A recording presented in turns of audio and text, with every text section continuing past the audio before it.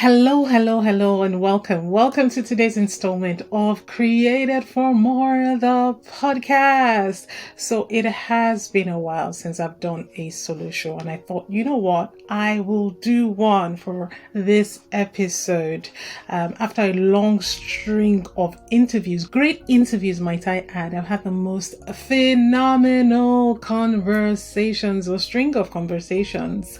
I'm sure you have thought so as well. And it just makes me love this more and appreciate the fact that I have this platform where I get to have such insightful conversations. So if you're one of those who have been a beneficiary of any of the conversations, you've taken stuff out of it and then you haven't rated, reviewed, subscribed to the podcast, shared with your friends, you are wrong. You are wrong. Make it right now by making sure you go and support the podcast wherever you listen to it.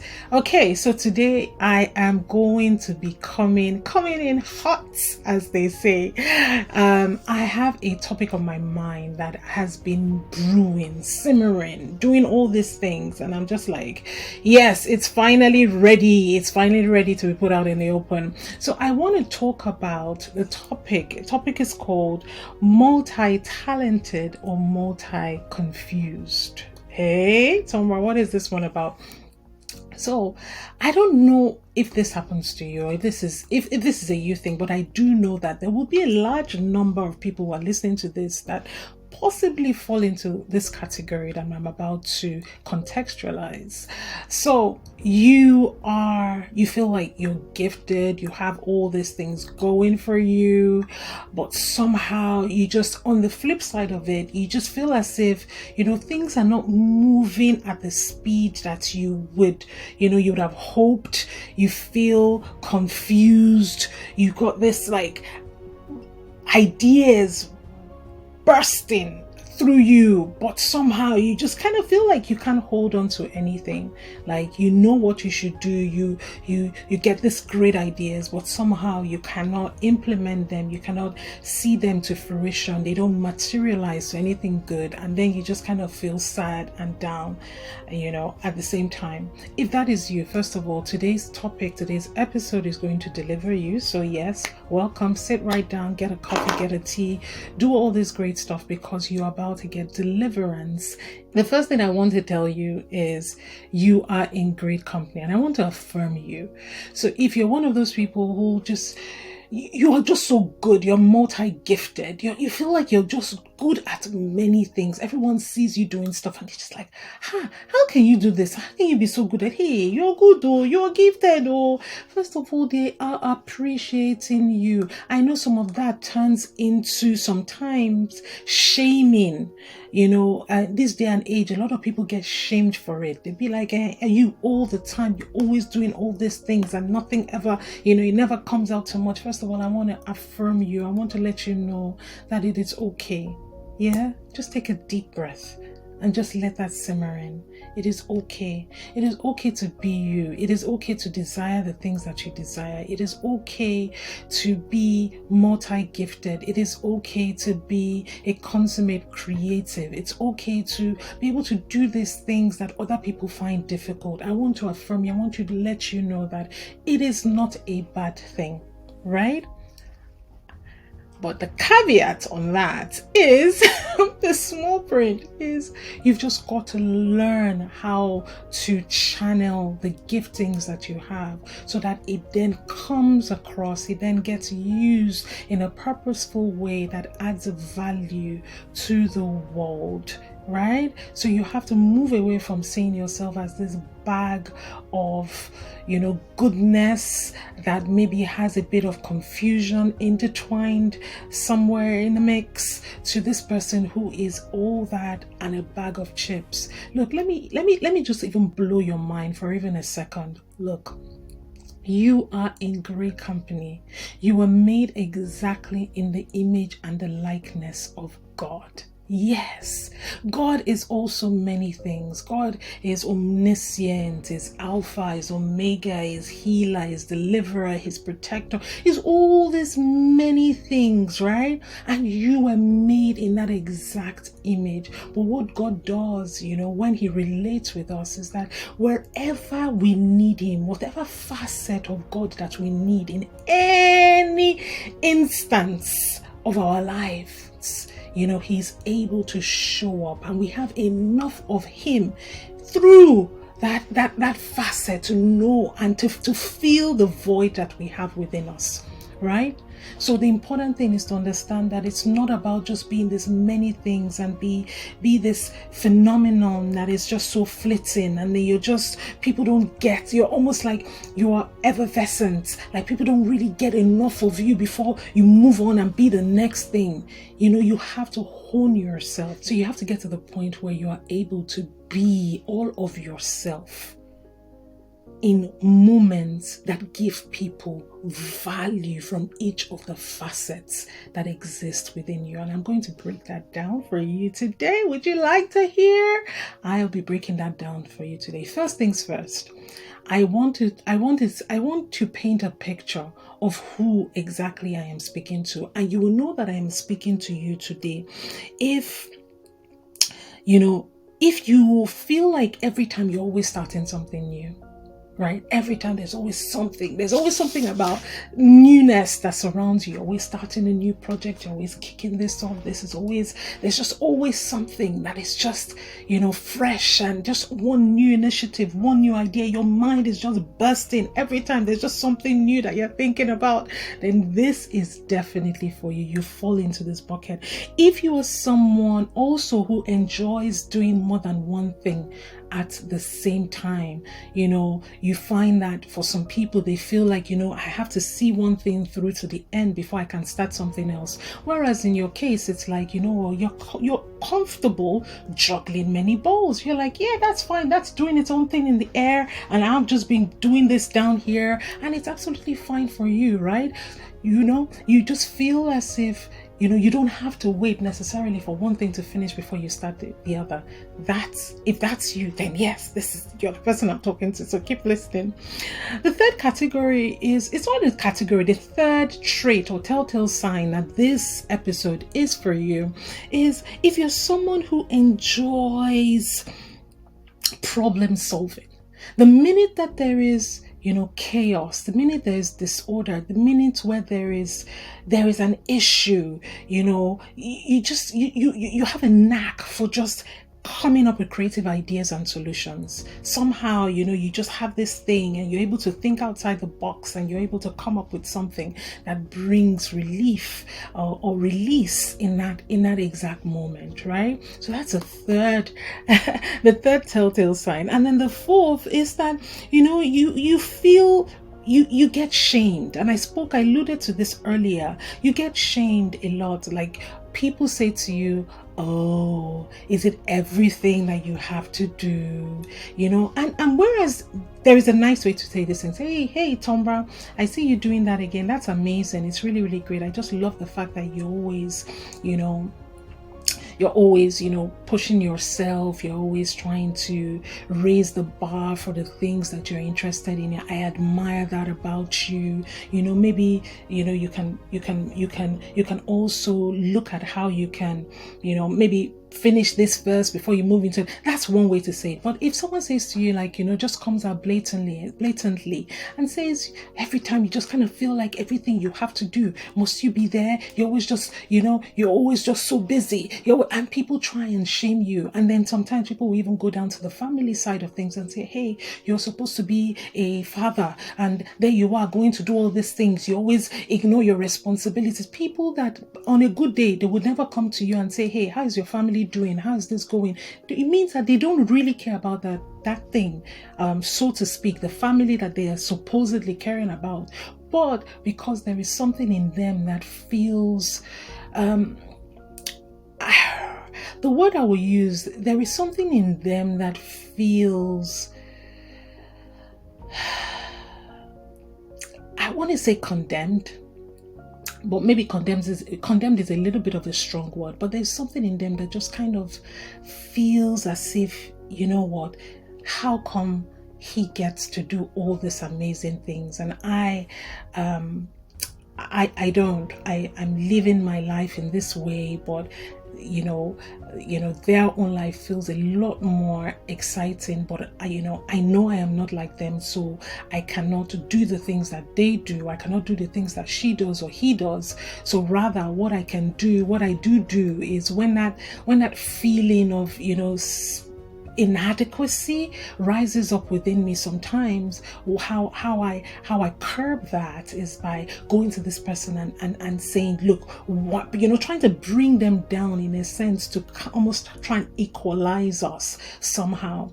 It may not make sense to you, but trust me, this is the internal dialogue that is going on in the minds of a lot of people who come up with such insensitive statements, unhelpful, has no constructive essence at all, and they come and say all these things. Oh, you're doing all these things, you seem so busy, do you even have time for your own life? Auntie, thank you so much for caring, but I have never once heard you, maybe if I'm not doing all these things, maybe just even ask me what is going on in my life. It means it's not really about my life. This isn't a statement that is about me. It's actually a statement that is about you. There is an insecurity that you have. There is a not enoughness within you that makes you feel validated when you try and equalize us. Oh my gosh. I trust that makes sense to you, right? So first thing, I am validating you. I am saying to you that, you know what, it is not a bad thing. In fact, it's not that it's not a bad thing. It's an actually great thing to be the person that you are. The only thing that you need to work on, which I can support you with, again, not bringing people down without trying to elevate them in a sense, which I can support you with today, is to help you utilize better your greatness, help you bring it so that you are able to put it to productive use rather than, being this person who shows up fleetingly here and there. Okay? So I've said the telltale signs for who this multi-talented person is. Then I also want to talk about some of the traits, the negative traits, let's say, the things that show up in your life that makes you feel like this bag of multi-confusion. So there's the multi-talented side, and then there's this side that also then shows up in the world as multi-confused. The first sign is, you have a string of unfinished work. Every time, everywhere around you, there's just something that isn't finished. Why? Because you succumb to this whole shiny object syndrome sometimes. And sometimes it doesn't have to be, by the way. By the time I'm done with my points today, hopefully you'll see that it doesn't have to be. But sometimes you do succumb to this whole shiny object syndrome where you're always jumping on to the next thing. So what the consequence of that is that there is this string of unfinished work that just follows you everywhere. I watched a post on I saw a post on Instagram today that was so funny. It was a woman was in the water and she was playing with this newborn baby, and she had this baby in the water and she was like, hey, newborn baby. And then by the side was another child that was drowning, and then under the water, so it was this picture that had, you could see through the water where there was her holding the baby, there was a child that was drowning here, and then underneath the water there was like, skeleton or carcass. And the labels against these three was a carcass, the skeleton of the body at the bottom of the ocean said, unfinished old projects. And then the one that was drowning said existing projects that are, like dying. And then the newborn baby that she was playing with was brand new work, right? So when I talk about this string of unfinished work, that's what it essentially looks like. You can look back at 2 years ago, 3 years ago, 4 years ago. You can see different things that you started that you just kind of abandoned. That's the negative side of it. The other negative side of it is that you never tend to be happy with the outcome of your work. So there's this whole perfectionist trick that underlines or current that flows on underneath everything that you do. It's like, it never feels good enough. Remember, you're the kind of person that is always wanting to do. So even when it's good enough for others, because of that propensity to want to do, you always feel like, what, if I just change it here, if I just add this here. So what that means is that the sadness around it is that, never just being satisfied, never sitting in the present. Yeah, never sitting in the present because you're constantly either looking at the next thing. I think this would be the third one. Never sitting in the present. You're constantly looking at the next thing and looking, and you're just never really letting people, letting yourself, permitting yourself to fully produce in your present and being there in the moment, because you're constantly trying to do the next thing. The third thing is, there is, and this might be true for some, probably not all, but this lack of keenness, lack of desire to turn talent into expertise. All right. So for some of you are listening to me, because you do all these things and they come so easily and you're just kind of moving from one thing to the other, you never really go deep enough. You go wide, but you don't go deep. You never really go deep enough to then make one thing good enough. Like, never really make it such that you turn this old, dusty looking element into pure refined gold.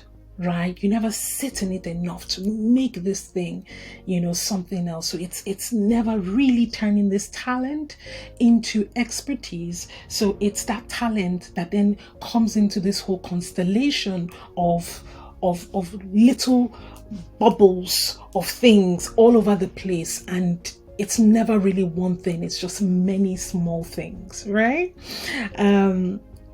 And then the other thing as well, the flip side of this, or the converse, will I say, is also not liking difficult things. So you want a project, and this goes back to that shiny object syndrome. Once something starts to feel a little bit hard, which is what you get with most things in life, you're just ready to throw in the towel and move on to the next thing, because you're not about that life.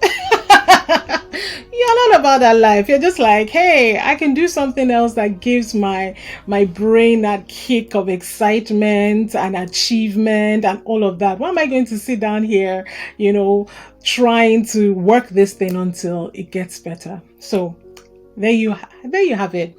So if all I have said holds true for you, and then you're just like, Tonbra, thank you so much for articulating, what has been in my mind, what has been my entire internal dialogue for a while now. I say massive, you're welcome. Okay, cool. So on to the next, and this is what I've got for you. This is the main meal. Everything I've been doing is just kind of serving around the main meal. So what have I got for you today? So a couple of things that I know that would help you. The first thing I want you to do, is accept all of who you are. You will never be fully able to harness everything that God has put on the inside of you without accepting that those things are truly beautiful. Understand that you have been made in the image of God, and there's a reason why you are the way that you are. And if you learn how to work yourself, you'll be able to get a lot of mileage out of who you are. Some of the great, most notable achievers in the world are people that are just like you. They have the same architectural profile because they have learned how to use all of what they have and how to release themselves in iterations and that add value to the world. That's why they're being lauded. So if you are able to do the same, then you will get the same results as well. So the first thing is accept all of who you are. Get affirmations that affirm you, affirm your gifts. Everything that people have, tried to take away knowingly or unknowingly from you or strip away from you, make sure you are able to add that back, revalidate yourself and say, look, I'm beautiful, I'm multi-talented, there is nothing bad about it. I have all these gifts that will be a blessing to the world someday. I will just keep, say all these things and revalidate everything that has been stripped from you. And it's a real important thing that makes everything else I'm going to say worthwhile to hear. If you don't do this is kind of like the foundational building block that then everything else sits on. So that's the first thing. The second thing is always start with why. It's easy to say it, but a lot of times one of the challenges we have, and I put myself very much in this bucket because I can do many things, and I am constantly reining myself in. Every time I'm trying to jump over here, I'm saying to myself, okay, but this, I'm sure I have people listening to this say, you Tonbra, you are constantly, but yeah, I am exactly like you. That is why I know this topic so intimately. So I want you to start with why. With every new thing that you're going to start, starting today, I want you to ask yourself at least 5 whys before you start anything. Yeah, 5 whys before you start anything. Why am I doing this? Why is this important? Why am I going to remain interested in how does this serve the world? These are some questions that you have to sit in and make sure that you ask these questions such that if someone was to wake you up in your sleep, you're able to regurgitate the responses because you know exactly why. Don't start anything just because you see somebody else doing it, or just because it fans, your creative appetite to do stuff. Don't do that. Always make sure that you are doing things that are of importance to you and things that matter to the story that you are going to tell here on earth. Look, each of us, every single person on the sound of my voice, we are storytellers, right? Your life is telling a story. So think about yourself as this big storyteller or artist that is painting on this big tapestry called life. You want to make sure that you are painting a great picture. So if there's anything that doesn't contribute to the picture that you want to tell as the ultimate story of your life, make sure you refrain from it. It's very, very important. So ask yourself why, challenge yourself, make sure you dig deep and make sure everything that you do aligns ultimately to who you are on the inside as a person. The third thing I want to say is make sure you exercise what I call the boundaries of self, right? You are your own biggest distraction. Right? You are your own biggest distraction. I will say that a second time. Whereas some people struggle with enemies from outside you, this desire to do and just churn out might be the biggest enemy you have to actually churning out the thing that would radically transform our world. And we are waiting for you to deliver that to us.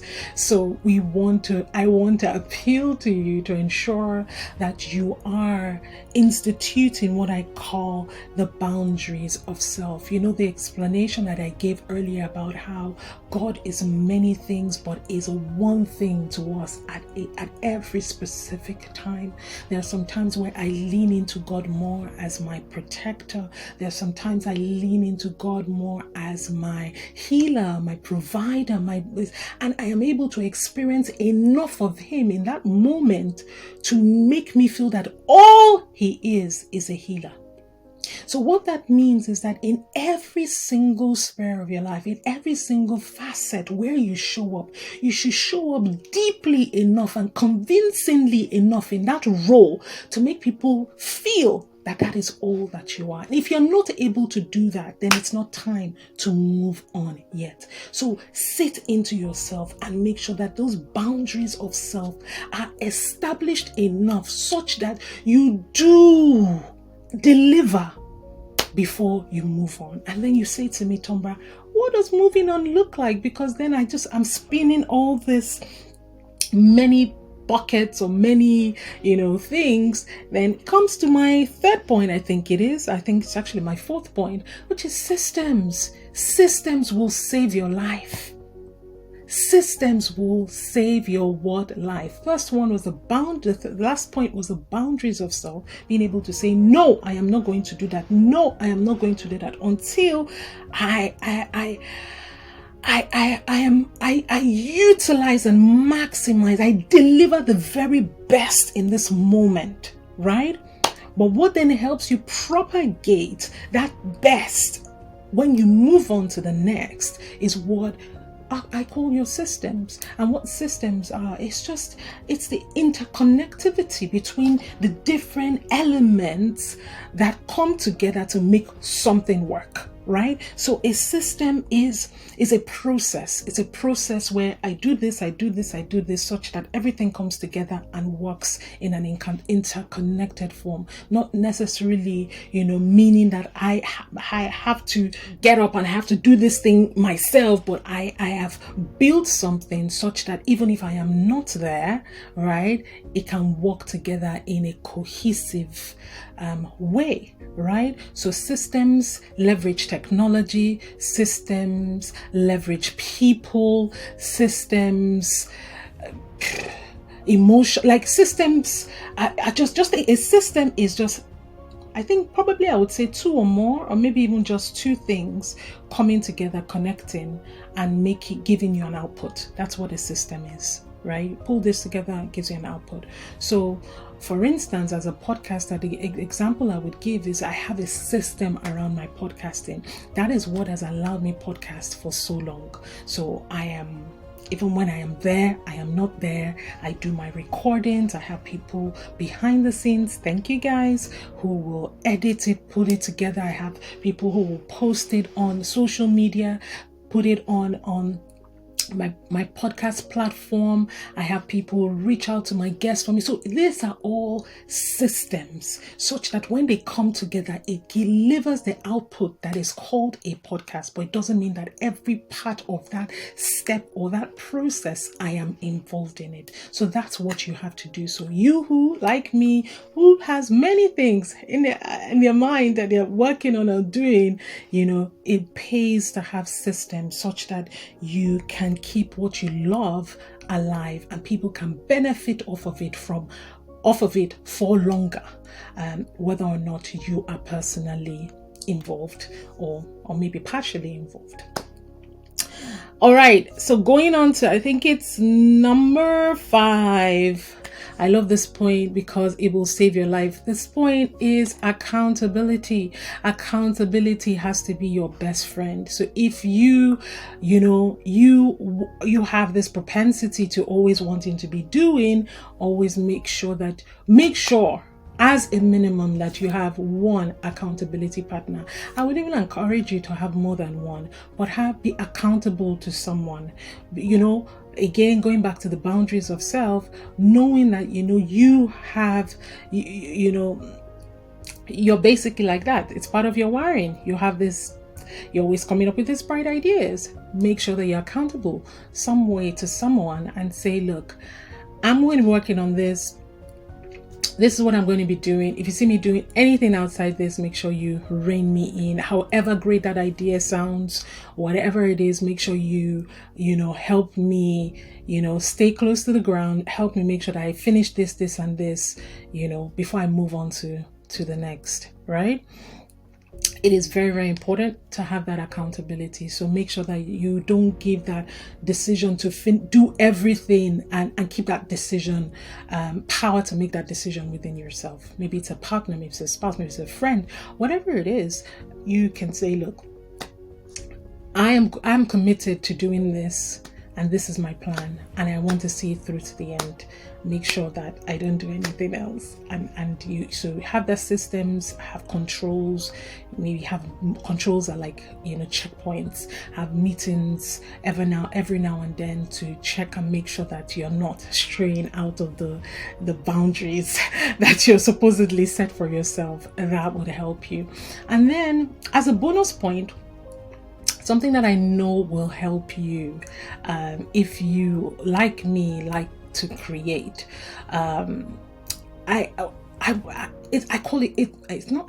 It's capacity. Capacity is such a big one. Start to think about how, and for some it's even a prayer point, how you can have more capacity, because that is what makes, our Heavenly Father, God, able to do so much, like everywhere, because He's just got the breath, the bandwidth to be able to carry, to be able to do. So you also want to have capacity, because when you have capacity, you can do things, you can process more things, you can do things quicker, and then you're able to then establish faster than being very shallow. So just pray for capacity, refine your ability to do things in a quicker way. Some people, it's really, really easy for them to set up systems and processes around maybe new projects that they started. Why? Because they've done it so many times. They have increased their capacity for such things that it's really, really easy. So for them, when they're starting off a new project, nothing is ever really starting from scratch for them, because they have the capacity, they've honed that capacity to create. So just hone your capacity to create, so that you'll be able to deliver and create all the goodness and the things that have been stored up in you for the world. I know that if you listen to this episode again, you will hear new things, all right? And I want you to sit in, I want you to listen again, I want you to understand. I think the biggest thing I want you to take out of this is that you are amazing. Right? I want you to know that you are amazing, and there is so much on the inside of you. So please, please, please, please do not let the lack of structure, lack of accountability, do not let the lack of capacity, lack of boundaries, not enoughness syndrome, just steal that away from you. We as the world are waiting for all that you have for us. So put these things in, refine yourself